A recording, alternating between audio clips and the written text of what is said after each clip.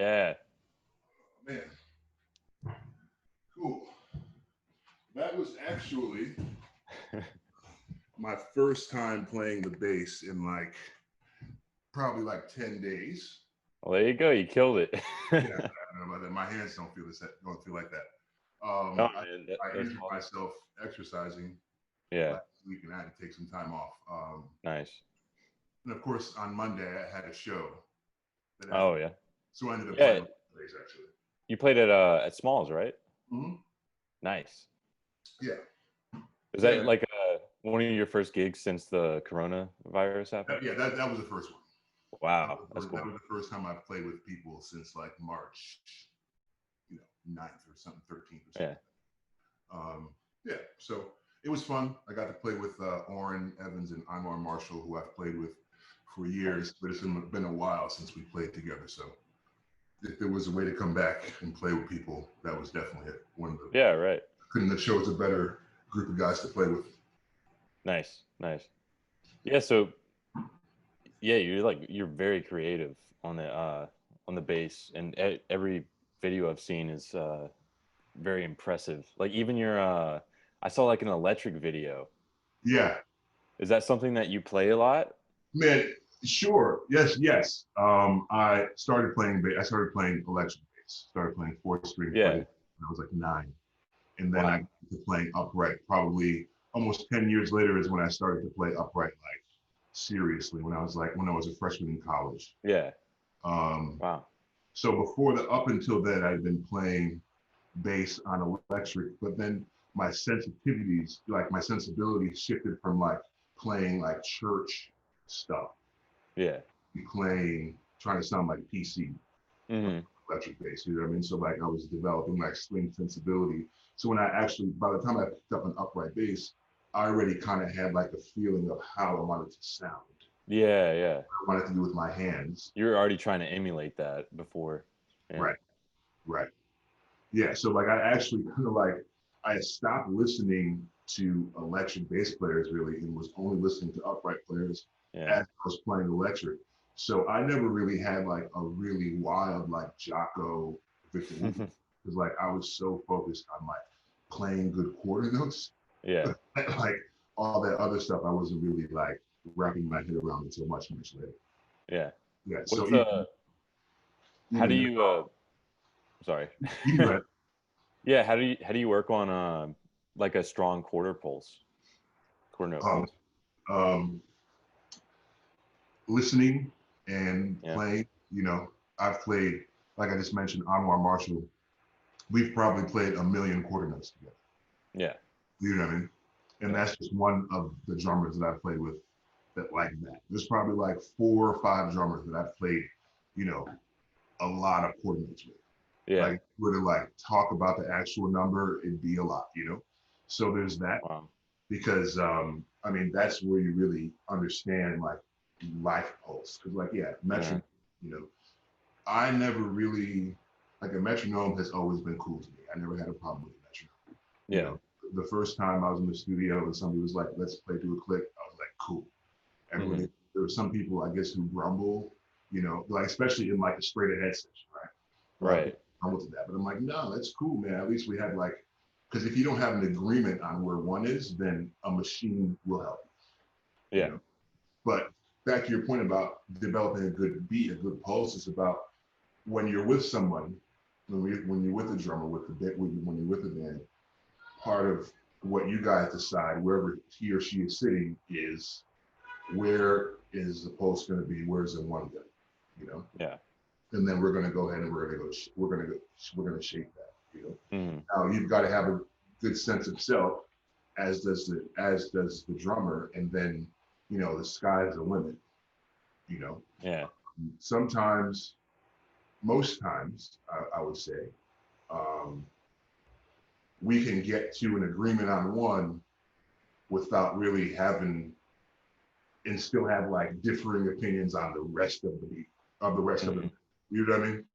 Like like I rush the end of 3 sometimes, like there's all this stuff, but we have an agreement, especially when it comes to like, when you've done the proper work, when it comes to like study and, coming up and putting the time in figure it out. You know, like you can be working on for us to get to that.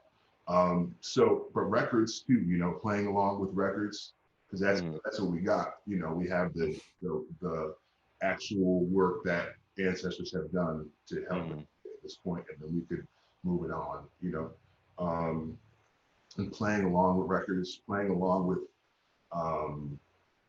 like, you know, anything, everything and anything. You know, that's I guess I would say that, like, not just playing along with straight ahead records, you know, not, you know, playing along with all of it, figuring it all out, play along with orchestras and see what that's like with a conductor that you can't see. You know? And like, and it doesn't have to be reading the chart, it's whatever, you know, that's chord changes. So you're figuring it out, you're playing along with the group to like develop that inner sense of time and the way that music breathes, you know what I mean? So you can have an informed opinion when it comes time to the dance band, because there's not really much time to have that kind of discussion with words. You know, you show up to the hit and it's like, oh, hey, what's up, man? How you doing? Good to see you. Let's go. You know what I'm saying? So, you know, long story short, I guess. Wow. Well, I'm also curious about about your whole transition from going from Philly to New York, and like what led up to that, and how the scenes, you know, differed. Man, I've had like the interesting teachers and mentors who have just like kind of pushed me and like given me the right nudge at the right time. Yeah. Like, I mean, I grew up in Connecticut and I moved to Philadelphia from Connecticut. You know? And that wasn't necessarily, going to Philadelphia wasn't the teacher who pushed me, but expanding my mind to the fact that like I could be a professional musician if I applied myself in that direction. You know what I mean? Yeah. And I was like, okay, the teacher told me that, and I was like, well, how am I going to do that? I decided to move to Philadelphia. Got to Philadelphia, established, you know, a reputation, and worked and met people and things. And one of my mentors is Orrin, who played out with me on Monday. And he had a conversation once, you know, and he was like, yeah, man, like, you know, when you move to New York kind of thing, you know, like, I hadn't really thought about it. But then the more I did think about it, I realized that like I had a network of folks here, you know, and I also wanted to know what it was like to be around like the best people who do what I'm doing, you know? Yeah. And not to say that the best don't live everywhere, because they do, but there's like a certain like way that they are together in New York, you know? Also, I'm an East Coast kid, so like, I know I grew up in Connecticut. I used to come down to New York for summers, so I knew that I could live here, you know, just not that I afford it, you know, that's the end of the day, you know. And then I kind of just jumped in. The scenes are different. I don't know, I'll say this, it has nothing to do with how much you could play, you know, because it's, you know, it's no, playing in Philadelphia is hard. You have to be well versed in basically every style of American music. Wow. You know what I'm saying? Like you got to be able to throw the party wherever the party is, you know? And that's kind of across the board. Doesn't really matter like if you're a mostly straight ahead guy, you know, or you mostly play pocket, but you better know how to play like, you know, Autumn Leaves, and you better know how to play like Mr. Magic for real, you know, and you better know how to play, I don't know, some, you know, Get Up, Get Down, Get Funky, Get Loose, Eddie Pendergrass. You know, it's like that kind of thing. It was in Philadelphia that I picked up the electric bass again and started to like really explore that sound. You know, New York, it's a lot of go, not so much show at the beginning. It's like, before you know it, you know, you've worked 45 days in a row, you know, and it's been great. but it's been late nights, early mornings trying to get it together, Yeah. So it was a lot. Moving to New York was definitely about, and I moved to New York later than most cats. I was 28 when I moved here. So I already I was like, I've got to get to this work, And a lot of my peers had gone through, like my age peers had gone through the New York of like Cleo's and Sweet Basil, I mean, hanging out, going to MSM, going to New School. Yeah, I was like, I went to state school in Connecticut, and then I moved to Philly, and then I came up. So like, we're in a similar part of life, but we weren't in the similar part of New York life. Yeah. So it's a lot of just like, meeting a lot of people that aren't necessarily in my age group, but are also kind of like in the same place in their New York career. Yeah. Okay. So it was just some adjustments, but then like I said, I had a network here.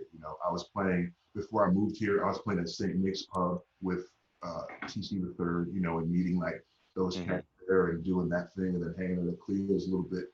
Then by the time I moved here, I was hanging at Smalls a bunch, and the rest is we're here. So they haven't kicked me out yet. Right.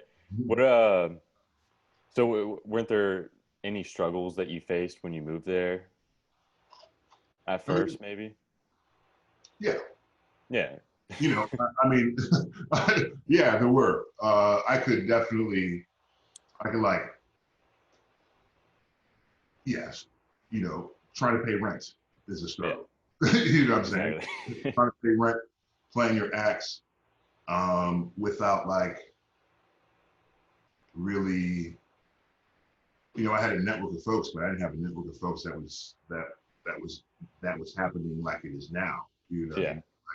My network is a network from which I like work.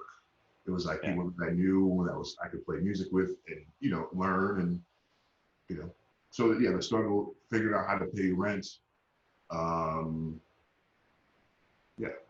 And cool. everything that's attached to that. I feel like everything comes along with it. You end up making decisions, and you end up in this particular place, and but it's all about getting better. I guess getting better, trying to get better while you're hanging and meeting people.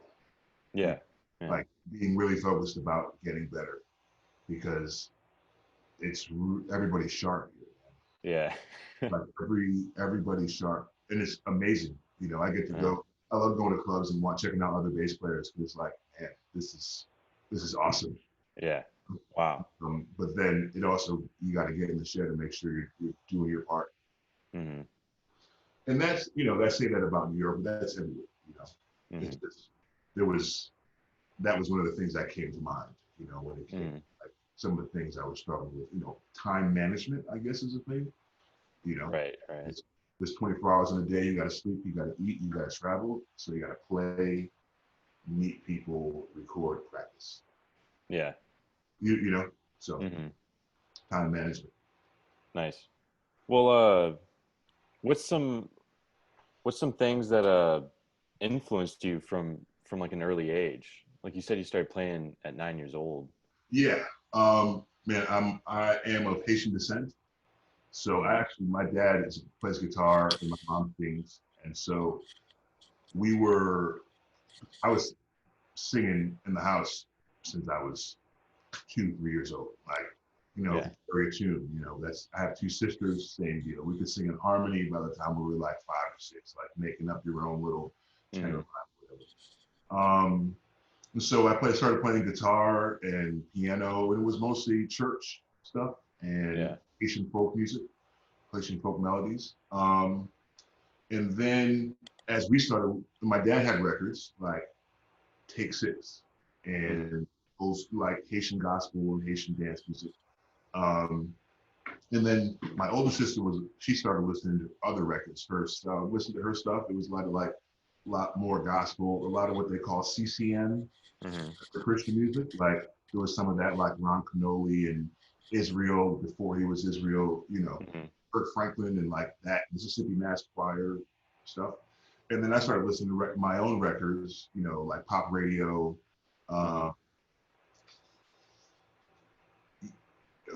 by the time I was like listening to records, McBride was heavy. Like Yeah, 15 years old, 15 years old, 16. It was like McBride, Ray Brown, mm-hmm. Whatever they were on, I was checking out. So that Exactly, yeah. Oscar Peterson, you know, and yeah, Roy Mm-hmm. Hargrove. That was like some of the early on stuff, you know. But Take Six, it's funny, but I wore out that Take Six album. This Take Six's Yeah. first, the acapella one, and I wore that out for like, from like age 6 to like age 9. Yeah. It was all the time. Well, what's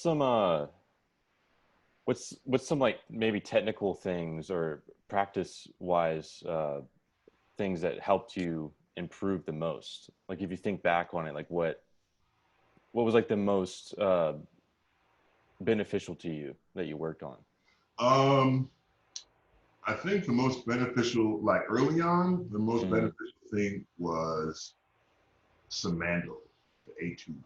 Yeah, etude book. Yeah, because um, I just, if it was a melody, I was down. Yeah.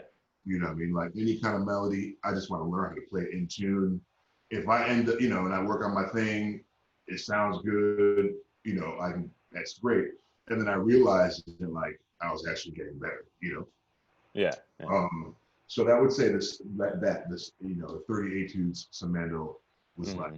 something that I leaned on. And then uh trying to think of another technical thing. Somewhere in my early on Philadelphia time, I was hanging with this bass player. His name is Madison Rask. Mm-hmm. And he had just come from a master class with Ron Carter, where he talked about like playing the blues in half position. Yeah. I hadn't heard that before. So that was like, oh, word.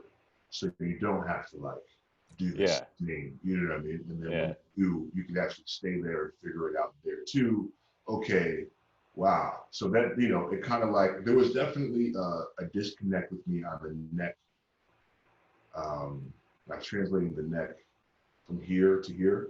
Right. That was one of the things I always felt like I had to be traveling, Yeah. Yeah. realizing that I could, move in. Mm-hmm. So I guess that's another thing, just like economy of motion. And it actually leads to kind of more creativity. Yeah. That's cool. Yeah. What are some things, I mean, at this point, like what do you do now to keep yourself inspired? I mean, you've been playing so long. That's I say it's a good question now because of the thing and like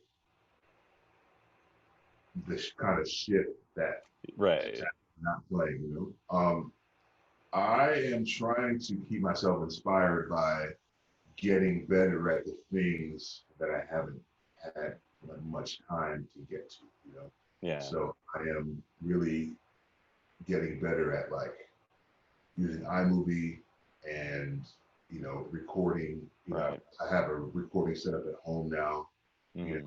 and starting to get into more arranging. I've got like 3 arranging deadlines that I've made myself. Yeah. I did two. I produced along with my wife. We produced 2 concerts, 2 online concerts, Mm-hmm. And they were like videos, pre-recorded kind of thing. So it's been a lot of that, and then it's kind of been a lot of trying to keep myself again inspired by thinking about why I'm doing it. You know what I mean? Mm-hmm. And making sure that like the efforts that I'm making are going in that direction for real. Yeah. Because sometimes when you're in the middle of it, like last year, last year was one of my busiest years with touring and traveling and things and all of that. It was great. It was really great. And it's like, but now that you have some time, you're like, well, is that exactly what you want to be doing? What's the difference between what you did and you liked and what you'd love to be doing, you know? Yeah. And now that we have this time, we can all reset, you know? It's like a friend of mine said the other day, you know, everybody's going to be at the starting line. Yeah. Which is weird. It's going to be like 90-year-olds and 18-year-olds at the same starting line, basically. Yeah. Yeah. So it's going to be like, what are you doing? You know? Yeah. So that's been keeping me inspired, you know, exercising, like being outside and taking in the sun and just like participating in life still, you know. Yeah. I definitely think that playing music, teaching music, the arts just in general, like more calling based than it is like a commercial venture. It is a commercial venture, but like to get to the point where you're like actually, you know, getting it done, there is a calling aspect to it, and you got to keep yourself kind of ready to do your job when it's your turn. What's when you're touring with somebody, like have you ever struggled with like almost like an identity thing? Like will you get locked into their vibe after a certain amount of time? That's funny. I think you should ask my wife that. Yeah. Yeah, sometimes. So you're on a long tour. I mean, I think what more happens is if you're on a long tour and you're with a band, everybody just like contributing their personality to the space. Yeah. And that helps. Like it starts on the bandstand and then goes backwards. Yeah. I see what you mean, where you can like kind of get. Yeah. But like, I think that's the self-awareness of that is, you know, and then realizing that, well, that's part of you. You know, and like there's a reason why you're in that band and you all belong. You know, so it's not a foreign Jacob. It's just one that it's a Jacob that can't really come out when he's homies from home or his girlfriend, or you know what I'm saying? It's like this space. Now, when you're together for 6 weeks, maybe you could, you know, fan Jacob could get on home Jacob's nerves. You know what I mean? Yeah, right. Like, but I think in general, it's something it's something that you can lean into. You know. Yeah. Also, whatever time that is, it's a finite amount of time. Yeah. You know? Right. Truly, it's just gonna be you back home doing your thing. You can at some point you can look back and kind of appreciate those things. You know what I'm saying? Yeah. Well, how do you work on like that creativity and stuff? Like your language, I guess. Yeah, well, And just being in the moment actively, like always, you know, not falling back on anything. I would say, man, it's like it's just a muscle. Yeah. There is a certain amount of stress you have to have in your hands and your mind, you know. Yeah. A certain amount of confidence you have to have in your inner feeling of time. That being said, man, I'm wrong all the time. Yeah. You know, like just on Monday, like we were playing and like I heard something and I played it, but then somehow the thing that I played was on the wrong side of the beat. You know? And like, you know, Orrin Talese, they're locked in, and then he kind of like gave me a look, Orrin gave me a look, and I was like, oh, word, boom, cool. You know? So it's like not being afraid to fail. Yeah. Also, I would say just, you know, continuously just shedding, but not limiting your voice to like one thing. You know, play your hip-hop stuff over a Michael Jackson song. Not that you're gonna do that, you know, but like when in your shed, like putting things in different places so that you can do that. You know, you can play something that feels like 4/7 because you've been doing that. You know, I don't know if you know who Jason Williams is. He's a point guard from like, kind of back in the day. I was watching a video of his, and you know, he used to do this pass off of his elbow, like he threw it behind him and hit it off his elbow. And he's like, man, they're like, how'd you do that? He's like, man, I've been doing that since high school. Wow. You know what I'm saying? So that he can get to the NBA against the top basketball athletes in the world and do it again and do it over and over. And the ones that he made that like went to a person, made the highlights when he messed it up, it was an issue, you know what I mean? But like he had to like, you gotta do it or else it's not gonna happen. So does it feel like creativity in the end to you? Probably not. You're just playing basketball and you just like to pass it off your elbow. But you know, to that outside observer and then somebody who observes your process, you're like, oh, okay, this is kind of, you know. So that's what I would say. I work on the things that make me feel grounded so that when I want to do other things, I stay grounded. Yeah. It's kind of the same thing with the whole touring thing, just being able to still be you in it. Yeah. So do you regularly like meditate? I had just gotten back into it, but that was a part of my life in Philadelphia. And do you think it helped a lot with playing? Yes. Just being in the right headspace? Yeah, but I would say that it just helps me to be centered. Yeah. I'm centered and everything around whatever I'm doing.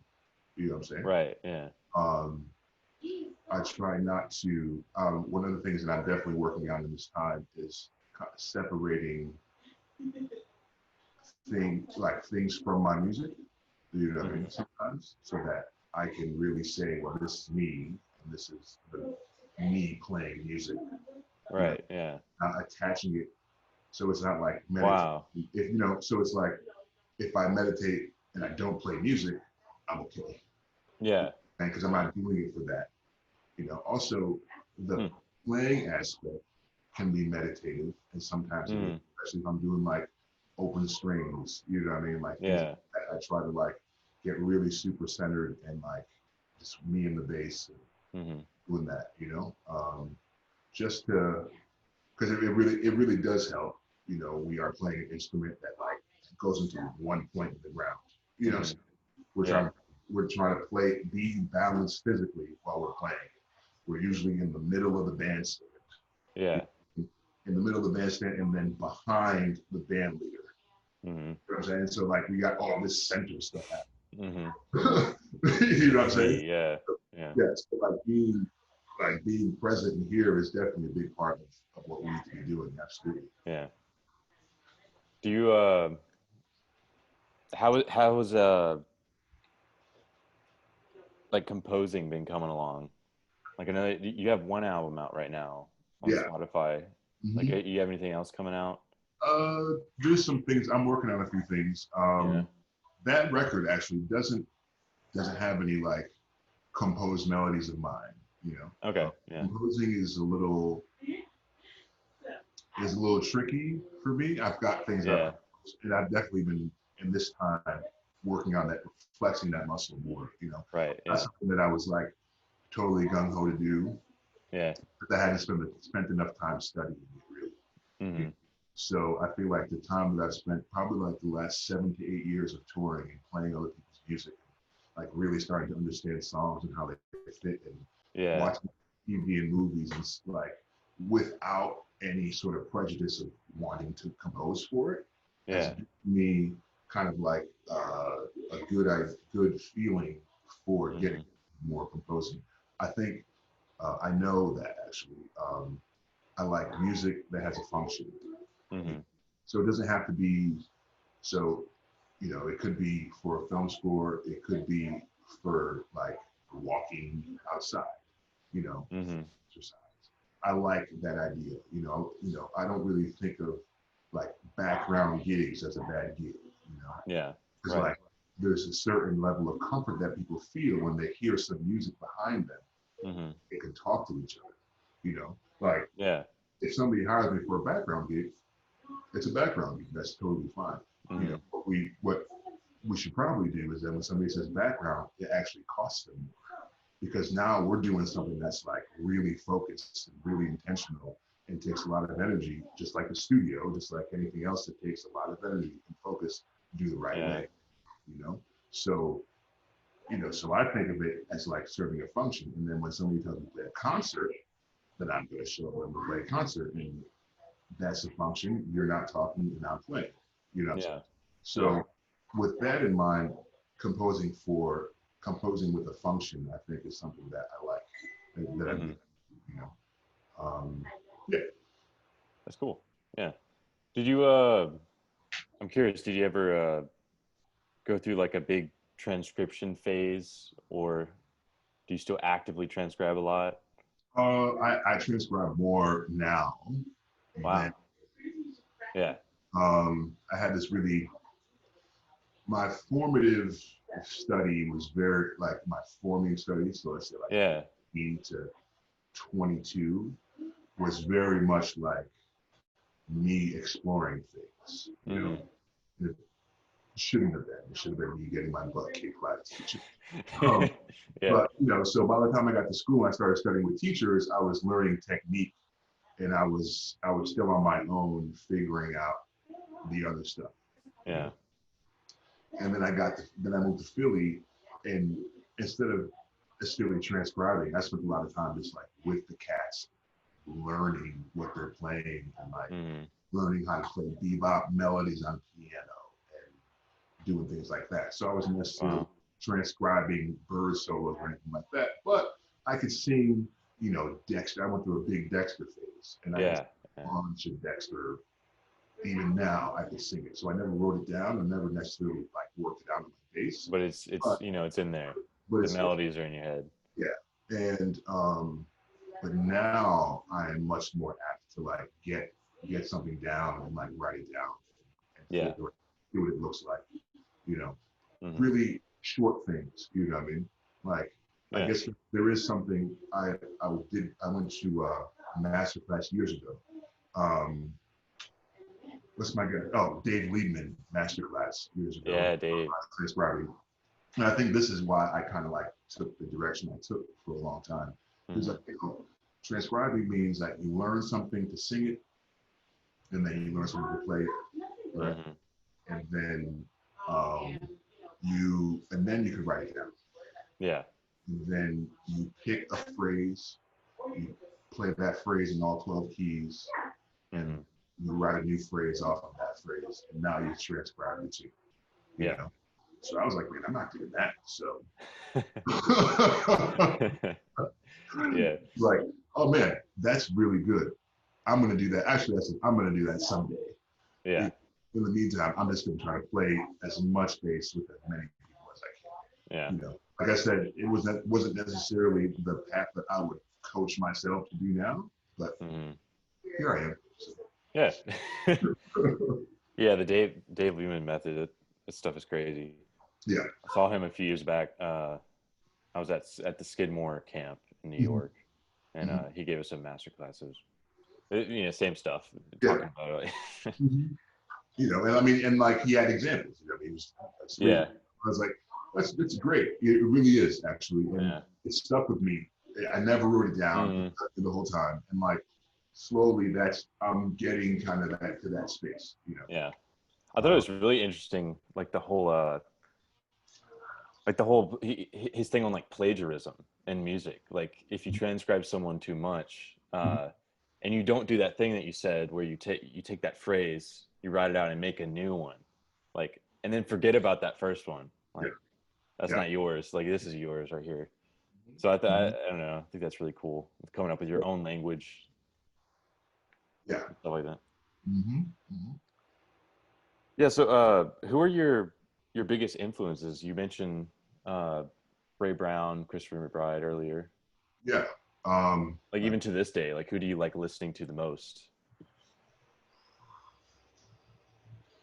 Man, that's a tough. I just like, you know, like bass playing wise, you mean?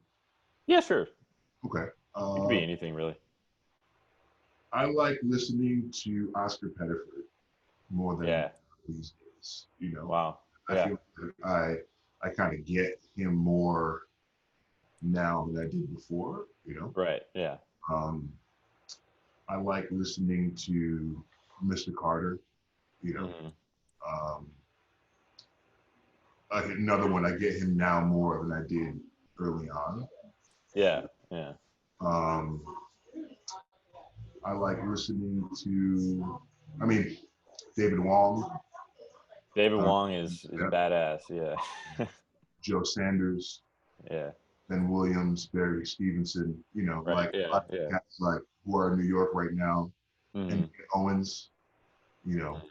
Um, yeah, so I guess that's a pretty good list if I'm checking out Desron Douglas and Lucas Curtis. I Hmm. grew up with those two guys. I mean, I could listen to Wow. them play. I think that if you were to really check me out, I sound the most like Desron, Lucas, and Derek Hodge. Those Wow. are two I was like really checking out, and I really, really appreciated their sound and their notes Hmm. and like how they made the bandstand feel, and Yeah. that they were around my age inspired me to get better. You know Yeah. what I mean? So that's definitely for sure. Wow. Yeah. That's cool. Super cool. Let's see.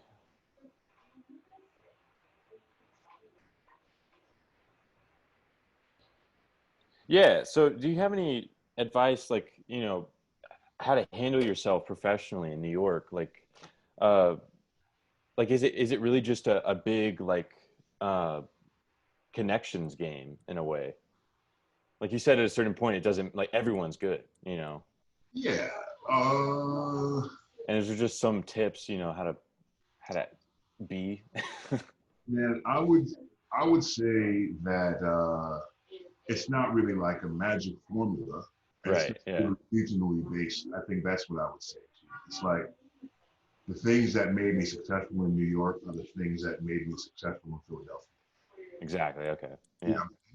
So if you're moving to New York from somewhere else, I would say the things that get and keep the gig and get and keep the help you to achieve the goals that you wanted to achieve there Yeah.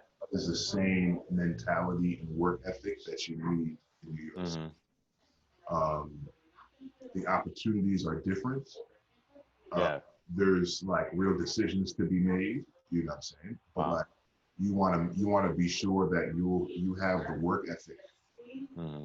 that it takes to be successful in your hometown, to be Yeah. the in Yeah. your hometown. You know, Hmm. so that you can come to New York and be part of the best. Yeah. Um, so everything that the music stuff, right? Hmm. Play everything in all 12 keys. Play as many time signatures as you can. Play as many styles of black music as you can. Done. Hmm. Right? Now we're talking about like showing up, being a professional in the way that you act, Yeah. look, smell, whatever. Hmm. And then we're talking about your interpersonal relationships with people and Yeah. how and the way that you speak with folks and the way that you refer to people and the way that Yeah. the sort of like personal respect that you show people as you're navigating your way as a newcomer in the space. All Yeah. those things like matter, doesn't matter where you are. Mm. If you can display all of those qualities, you will be a working musician in every city in the world. Yeah. You know what I'm saying? Hmm. Um, the New York is iron. It's Yeah. just like sharp. It just is. There's a Yeah. commercial aspect to making music here, making art here that Yeah. requires the highest level of attention.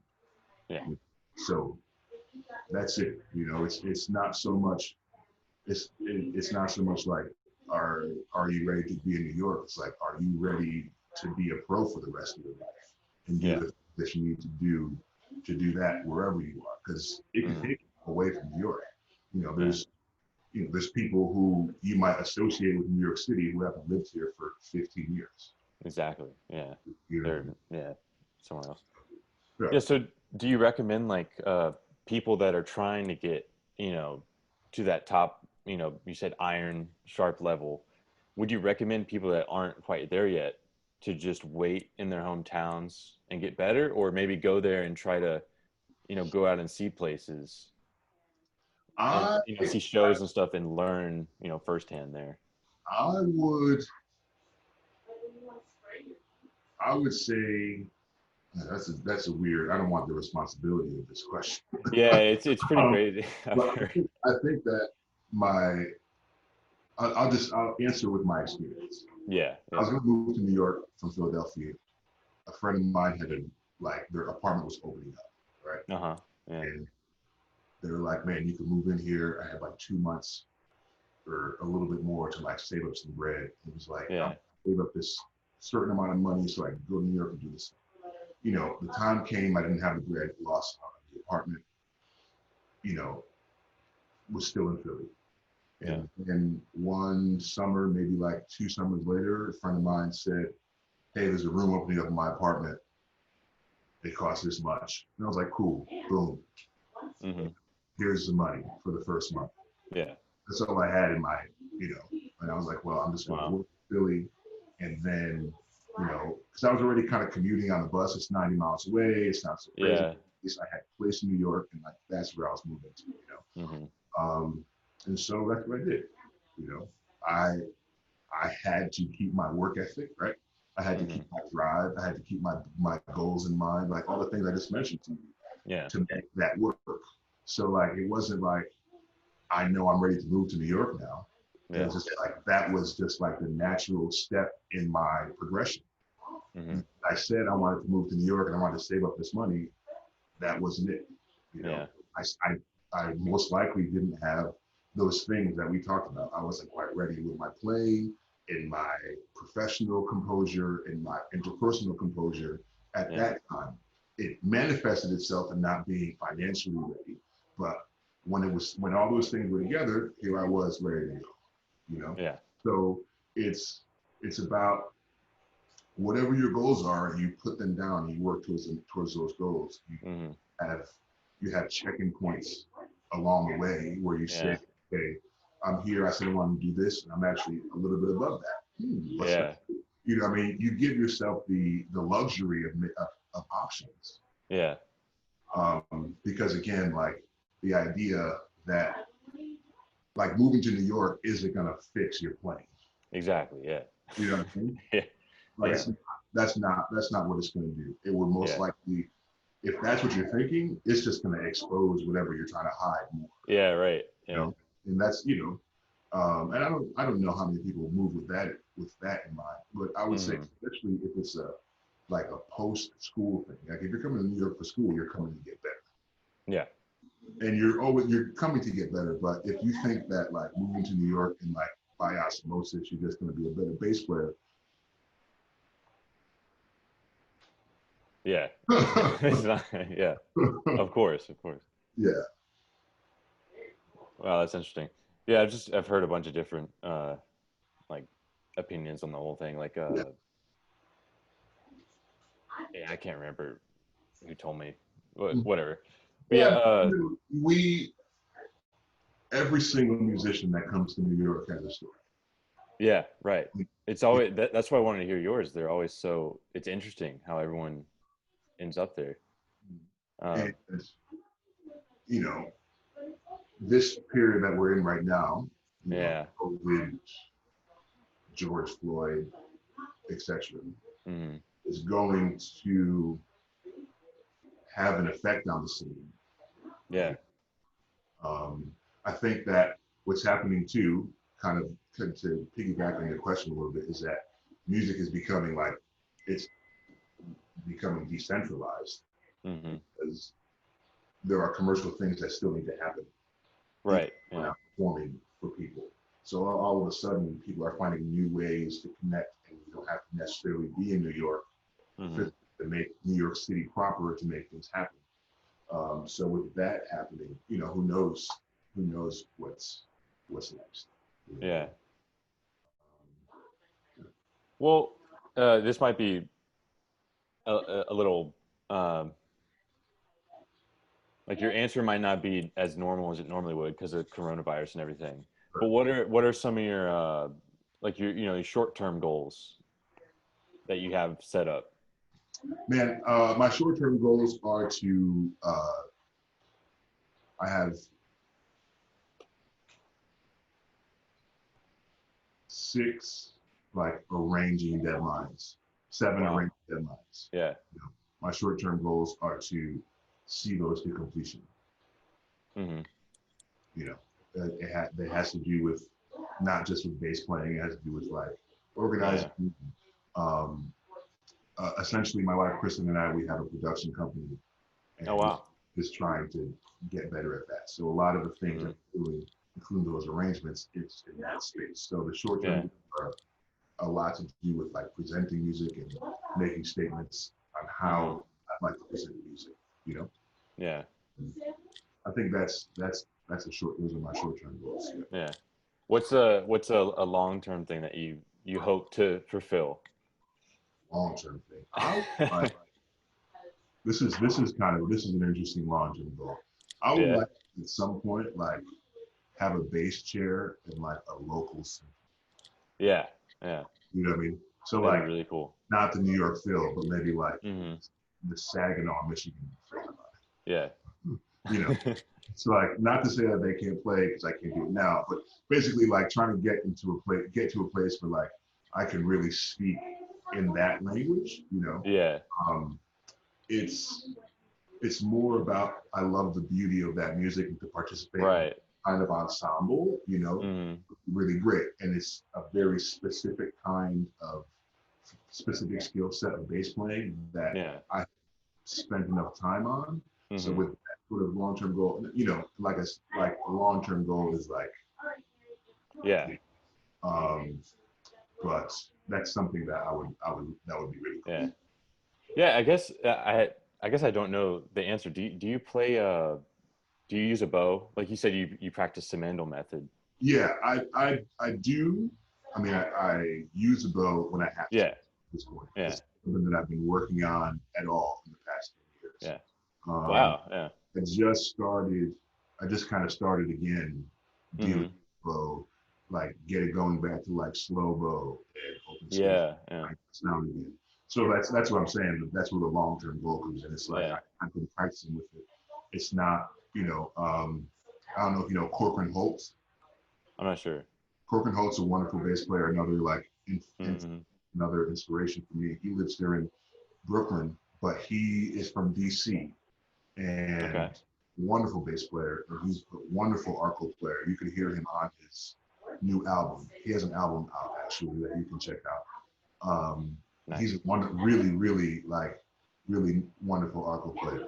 Yeah. Yeah. It's not me, you know. Yeah. Yeah. I can play like whole notes, you know. I can play, Yeah. you know, I can play like the last note at the end of a ballad. Right. Uh, Right. if I need to practice a passage for a recording or something like that, like I can Mm-hmm. put things together and like take the time and do that. Yeah. Yeah. But that's not really something that I would say that I've worked on to That's be. really interesting because I feel like I'm kind of in a similar boat. I mean, I've been working on it for a couple years, but it's never been, I've never tried to actively pursue that, and it's kind of cool to see that. I mean, you're so technically, like, gifted, and Right. your intonation's fine. It's Right. because you've just been playing so much. Like, Yeah. yeah, It's funny you mentioned that. The thing that New York has that yeah, is great is you can just be at a bar or at like getting a slice of pizza with just like the baddest of the bad, you know. yeah. I was hanging out at Fat Cat. This was early on in New York actually, and Ugana Okegwo. I don't know if you know who he is. He's a I'm not really sure. good bass player, and we were talking about it. I was like, yeah, man, I'm really like I'm really trying to get my intonation, working on my intonation, and but I just with the bow. And he's like, well, why do you need a bow to work on your intonation? Yeah, Because you're supposed to use a bow. He's like, yeah, you're out of tune pits. You're gonna be out of tune with And I was like, yeah, right. So that's not really, in tune is in tune, right? And Yeah, right. that's something that we have to work on as bass players always. But the bow is not, it does do things. I think being Yeah, able yeah. to play a note for a long time helps you keep Hmm. things together. But it's just another way of communicating with on the instrument. Yeah, that's super cool. Yeah. Let's see what else I got here.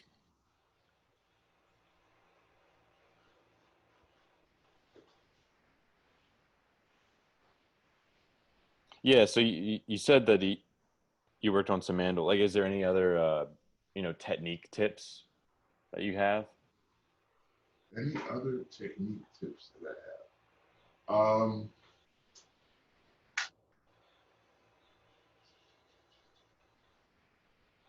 Man, I think the only other thing that I would really say would be about kind of like right hand, left hand, like your sound. You know what I mean? How, Yeah. like, what that is, that relationship, getting like really intimately like connected, getting those two things, having those two things connected so that Yeah. you are getting the best pluck and the best finger placement, you know what I Hmm. mean, the notes. Um, those are things that, you know, in taking lessons, Hmm. I've really tried to hone in on is just being able to make the sound. I mean, Mr. Carter talks about it, Yeah, yeah. making a consistent sound, like every single note. If you're looking at like the the graphic of it, it's like the same length and the same width for every single chord note, Hmm. for every single note. It's actually like doing it with quarter notes eventually is like you could just make a game, play a game with yourself. But now when Right. you're creative and you're trying to inspire a melody with a bass line, can you also have a consistent sound coming from Yeah, yeah. it's more to do with being in tune with your instrument, more than it is necessarily a technical direction. Yeah. You have to be consistent. So a consistent placement of your hand, of both hands, will Hmm. help. But then the physical manifestation of that has to come from you taking the time. Yeah. Wow. Yeah, y'all. Appreciate you, man. That Yeah, was great, man. Thanks, that was John. awesome. Thanks, Right. Jake. Thanks, man. Yeah, you had some good questions, Jake. John had some awesome answers. Oh yeah, oh yeah. It's interesting because every student has really stalked every artist, and so the Yeah, power right. of Google, man, Right, right, right. is kind of insane, you know. He's got a John, website for a reason, man. that's right. Right. Listen, Jacob, I can't remember what year in school are you? I'm gonna be a junior. Okay, so you're Yeah. senior year. John, I'm curious if you have any advice, for people who are in college and he's got a year or two left to how they can pivot because they're teaching them to do something that may not be necessarily be available to them when they finish. Mhm. Like performing and Right. Yeah. touring in arenas and theaters and Yeah. clubs. We Yeah. don't really know when or if that'll come back the same way that we've been doing it for the last 10 or 15 years. Sure. So Um, do I have any advice? Man, I would say to like the track that you're on in terms of like learning to play your instrument and learning to navigate the technique of music, you know, that is just the one of the weapons in your arsenal to for example, like so you will have a better understanding than you did before of how to technically play the bass, how to technically compose music, and how to appreciate music and how to like do that thing. That is a huge skill set. You could even call it 50% of your arsenal. Then that other 50% could be two things, three things, whatever they are that you're sharp at it. I have a friend, he is a wonderful drummer. he plays with pop artists. He plays with rock artists. He, the other things that people do. But he's also a gifted woodworker, and he makes these beautiful ornate desks for people, and like custom made. You know what I mean? So it's like when he's not banging on a drum, he's just in the back of his house, like cutting up wood, or sanding, and then all of a sudden he posts a picture, and now his homie, who's a producer in LA, has got this custom made desk for his mixer, for his mixing board. So that's a skill set that can be just as sharp as the music. You have an opportunity. You're like creating an opportunity for like freedom, because this is a marketable skill. But this has probably been true longer than we like to realize. But like, you need to do other things because you're actually an entrepreneur. You're not really looking for like a commissioned job playing in somebody's orchestra. I don't know if that doesn't happen anymore. You know what I mean? So it's like, what you are is a bass player who knows how to play, who knows how to record, who knows how to write music, who can do all that stuff, and you've got this. So now you're Jacob the business. Yeah. Jacob who's great. You know what I mean? We like him, but it's like all this other things, these things that you can offer, and then it gives you some sort of control over the fact that the 50% of you don't have that much control of. Yeah. You don't know when you're going to play a show, so you can't really depend on that. But you do know that you could put these 3 pieces of wood together and sell it as a birdhouse, and somebody will buy it. Exactly. Yeah. And is that something like with your production company? Exactly. It's like another avenue that you have. Yeah. Yeah. Cool. Trying to do that and develop, and there's skill sets around that. So like, production's gonna be cool, but then you got to be able to put live productions together, pre-recorded productions together, and everything in between. Audio recordings, video recordings, social media. All those things kind of come up under that. So like, continuing to develop kind of like secondary skills that can prop up your music sometimes, that can prop up another thing as well. Yeah. Wow. Yeah, man. I love that answer, man. It's like we got to start thinking like Puffy, and big, rappers they've known for quite a while. Like, I'm only going to be able to rap for 5 years. Yeah. So, man, that's a great, man. John, thank you. Jacob, thanks, man. We really appreciate it. Thanks, man. Yeah. Thanks, bro. If you're watching this, please, please, please don't use that donate button, so that we can continue to bring artists like John directly to our students like Jacob, and create other programming virtually and in real life, hopefully one day. And you can do that here on Facebook, or you can go to our website, secondlinearts.org. Yeah. All right, y'all. Thanks again, man. I'll see y'all later, bro. See you later. Hey, bro. Peace out. Peace.